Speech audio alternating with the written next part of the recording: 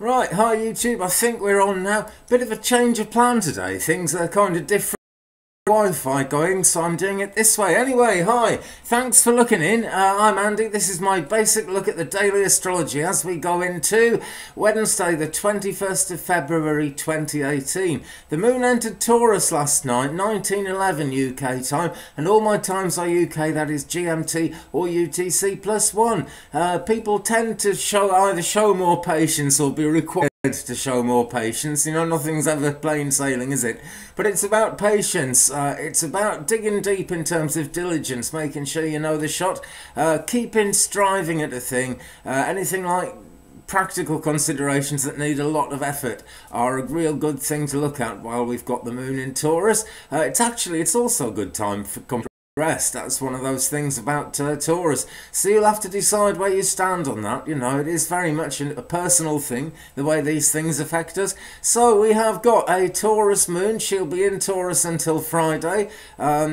At this moment, 28.6% full, and she's waxing crescent. First quarter comes up on the 23rd, just a couple of days' time, at 8:09 AM UK time. That's a lot of growing from the moon, but it's an elliptical orbit, only slightly actually, but it is slightly egg-shaped, so she gets further away and closer, and the amounts of light change as we go. But she's over a quarter full now, and she was shining brightly through my window last night. The moon is actually aligned now with Venus in a sextile alignment, which is positive. Good feelings, good intentions. It's a good time for social interactions, people getting together in a social way. Things like that, or meetings at work. It depends really, but you know, if you're patient and you're willing to sort of be reasonably well organised about it, because the sun is sextile Saturn at the same time, then it should be a favourable time for just about any kind of meeting, especially where the feminine is involved in it, you know, where you're looking kind of outside the nuts and bolts that hold life together into the... Oh, I've got my earrings stuck, sorry. Oh, my earrings come out. Is this an omen? Hang on, let's just... There we are, because I'll tear my ear off otherwise. Right. There we go. So the moon sextile Venus, Mercury is sextile Saturn, so you need to be clear, get things organised. Not a bad time for negotiations actually, as long as you're willing to be careful about it. And if you have patience, then you should be able to find solutions, conclusions, that kind of thing, much heightened. In the biodynamic cycle, and moon is a root day, a good time to sow vegetables that create internal seed-bearing fruits, tomatoes, beans, peas, peppers, chilies, that kind of thing.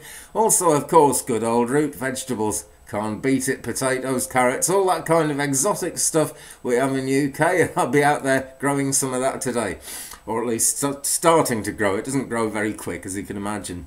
Right, let's have a look at what's up in space. The solar wind speed, as I speak, 387 kilometers a second. So that's dipped down below 400, which is normal. So that's very gentle today. The proton density is coming up again, though. It was right down yesterday, but today, 7 protons a cubic centimetre. 6-hour max solar flare A3, 24 hours A3 as well. Both of those taken 06:55 UTC, 5 to 7 AM UK time. So as it continues to settle, see, the sun is blank. There are no sunspots at all on the face of the sun, but there is a chance of geomagnetic unrest tomorrow, or is that, well, February the 22nd anyway, by a passage of a solar wind stream that's going to glance off the planet as it goes past.